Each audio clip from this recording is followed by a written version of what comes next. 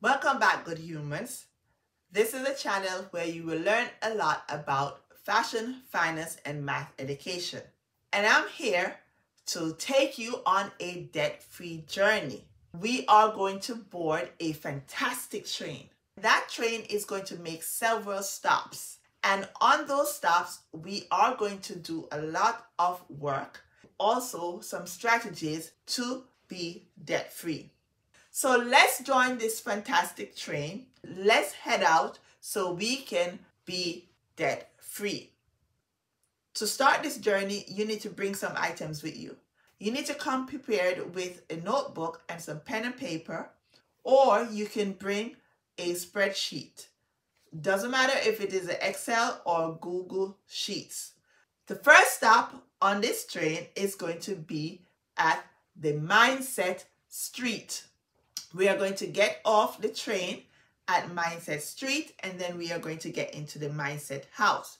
While we're in the Mindset House, we are going to change our mindset to tell ourselves that we are going to be debt free. Say things that are going to affirm ourselves, also set goals. We are going to all write this down on our paper spreadsheet or in our notebook.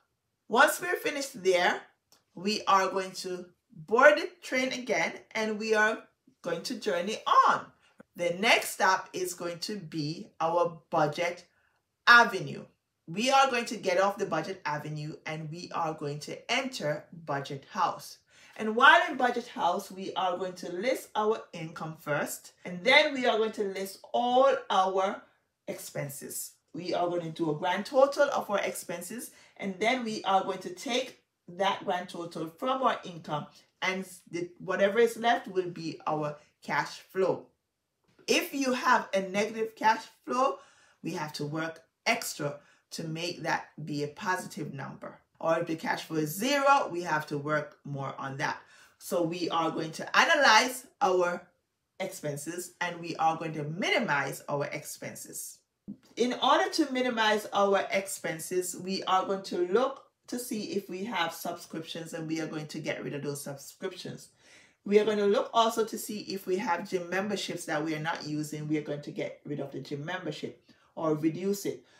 For the subscription, you can call up these companies and just ask them to reduce it, or just simply cancel it to save yourself some money. We also may want to think outside the box on items such as our trips to the nail salon. We can start doing our nails as we were doing during COVID, because most of us, remember, we were doing our nails. We could not go out and go to the nail salon, and yes, you were saving a lot of money. Another thing I want to make sure is that you also have listed your debt payment, right? Make sure you have that listed there. It is very important. Another way to minimize your budget, if you have on your budget, say for food, which includes lunch, and you have been buying lunch on a daily basis, you may want to start cooking at home and preparing meals to save yourself some money there in terms of food. Food, utility, phone bill, and your car insurance, you can get a separate credit card, not the one that you have all the debts on, because remember, we are not using those. Get a separate credit card and you are going to charge those on your credit card. And the reason I'm saying get a separate credit card is because that credit card, when the bill comes, you're going to pay everything off. The benefit is that you're going to get cash back, which is going to go towards your statement balance. And once you get that cash back, you will see some reduction there, so you won't be spending so much on your expenses. But remember now, you're going to pay that off when the bill arrives. All right? You're not going to leave anything on that bill. Now, with that credit card, there are two items that you cannot pay using that credit card, and that is your rent and your car payment. There is a third party out there that will do that for you, but be careful. That third party is charging you a 3% fee. You do not want to be paying 3% on any payment such as your rent or car payment. If your rent is $2,500 and you're paying 3% on that literally $75. That could go towards one of your debt payments. And another thing also, if you are in debt, why would you want to own an expensive car or a new car, your insurance is going to be high.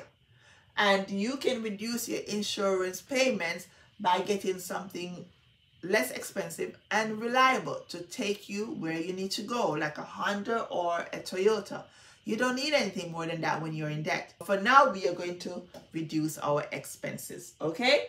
We should have more money now in our cash flow, which will go towards our debt payment. So now we are going to get back on board the train, the nice, fantastic train, and we are going to go on another ride. And while on this ride, I'd love for you to start listening to some podcasts. And so while you're listening to these, that will give you some encouragement and will also motivate you to continue the journey of being debt-free. Remember now, we are on this journey and we must finish the journey. We are not going to look back, okay? We are going to come to our third stop. And our third stop is Debt Lane. We are going to get off the train and we are going to enter Debt House. And while we're in Debt House, we are going to list all our credit card debts, and we're going to list all the balance, all the minimum, all the interest amount that we are paying, and the APR, which is our interest rate we are paying on those credit cards. I want you also to do a grand total here for the balance, the interest, also do a grand total so you get an idea how much you're paying on interest, and also on the minimum, I want you to do grand total there because I want you to compare and analyze the situation. We have to face reality, guys, and that's why I want you to list all your debts. Sometimes putting it on paper is going to help you to focus and face the reality and say, no, you have to do something, all right? So once you do that, you are going to compare your minimum that you're paying and the amount that you're paying in interest, and then we are going to do something about that. We are going to tackle those debts using the debt avalanche method. And the debt avalanche method is a method whereby you are going to list all your debts based on the highest interest rate to the lowest interest rate. Once you have done so, you list all your credit cards. This is what I'd like for you to do. You are going to call the credit card companies and you're going to kindly ask them if they could reduce the APR on your credit card because you're willing to pay them back, but it's just that because you're being charged such a high amount on interest, you're now seeing where the credit balance is being decreased. So be nice to them. And another thing also, if you are a service man or woman, you can call up these credit card companies and ask them for any program that they have that they're offering where they can reduce your interest rate. And yes, I have seen it happen, and so you can do so and call up and get it reduced.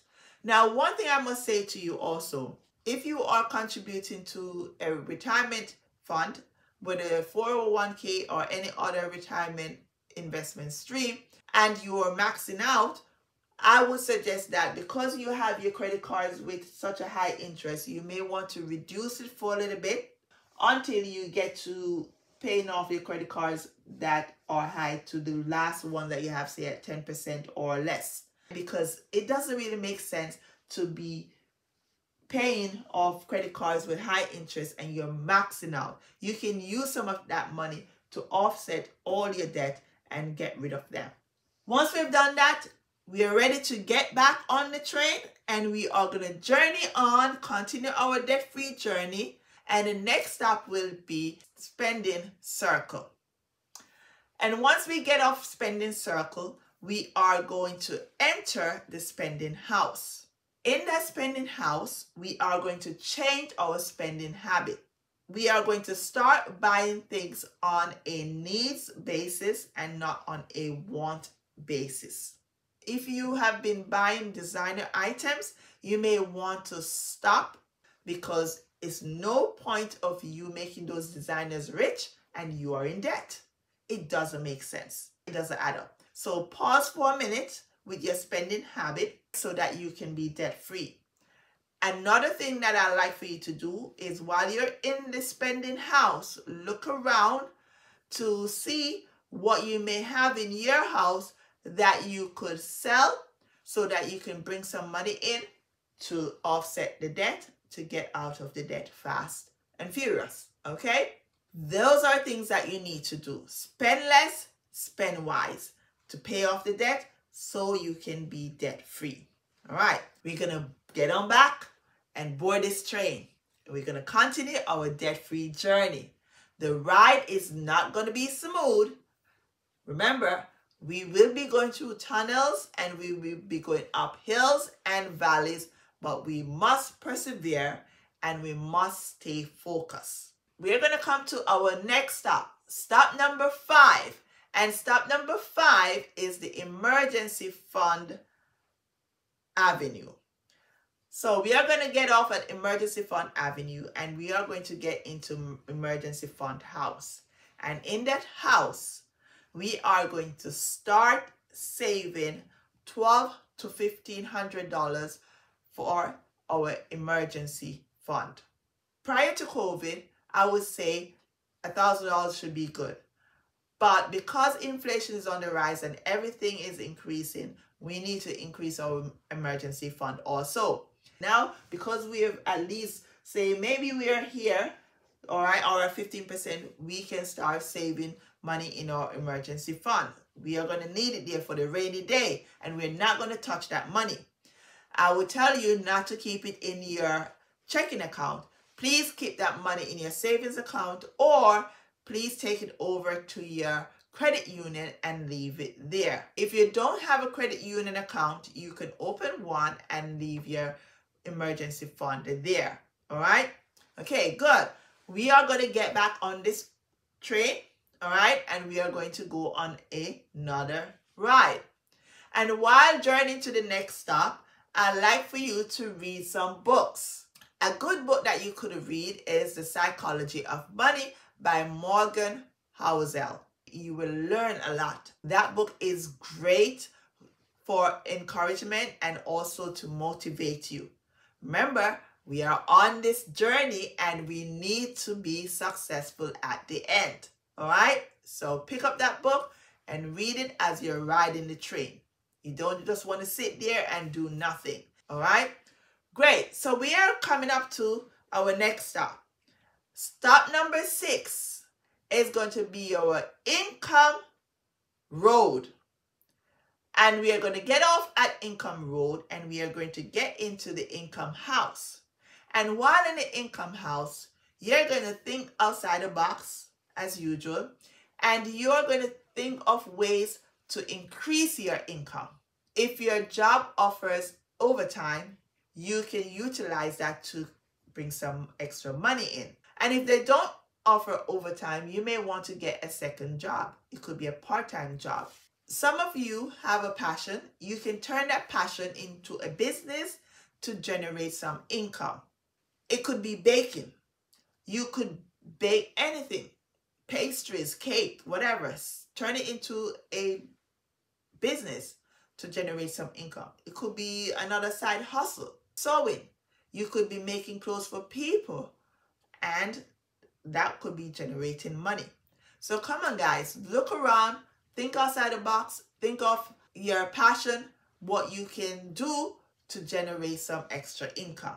All right, we're getting there. Remember now, there will be light at the end of the tunnel. We are going to get back on the train and we are going to continue our journey.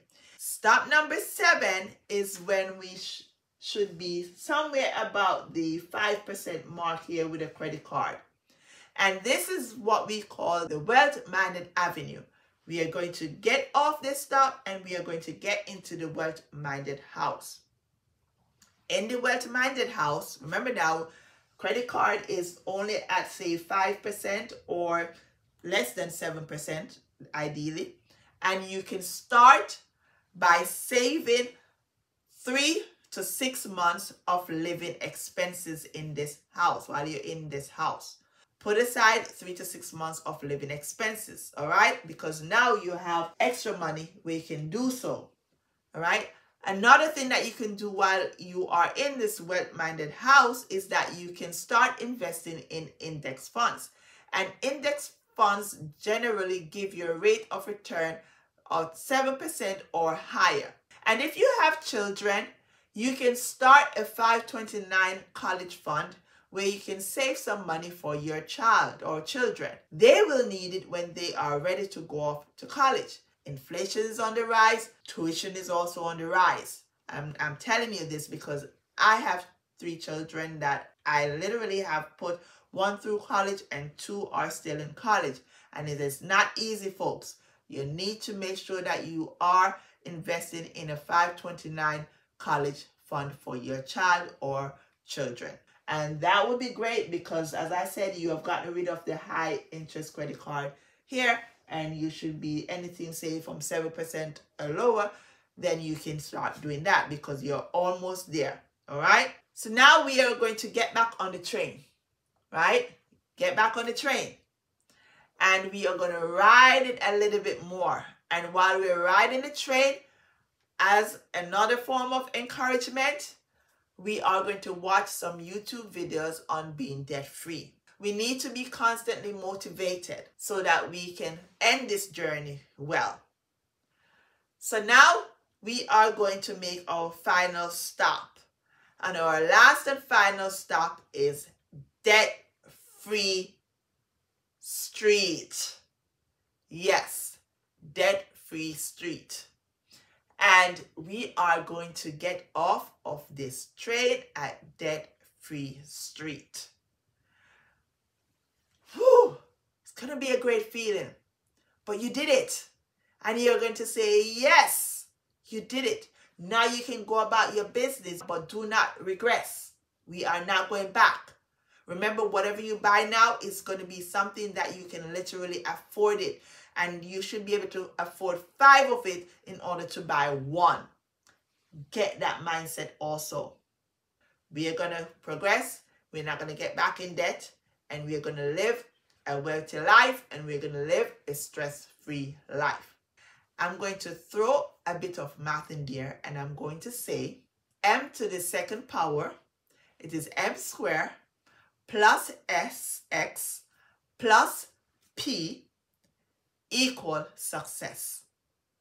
So it's mindset to the 2nd power plus our strategies plus our perseverance equal success. You've done it. You can tell others about it. Let them do it. And we all can be debt-free. So thank you for riding the debt-free journey with me. And I do hope that this journey opened up your mind. If you have not yet subscribed to my channel, please go ahead and hit that subscribe button. And if you like what you have seen so far, please go ahead and hit the like button. Share this video with others so they too can join this debt-free journey and they can accomplish all the goals that they had set out on the first stop. We all need to accomplish our goals. Thank you now and see you soon.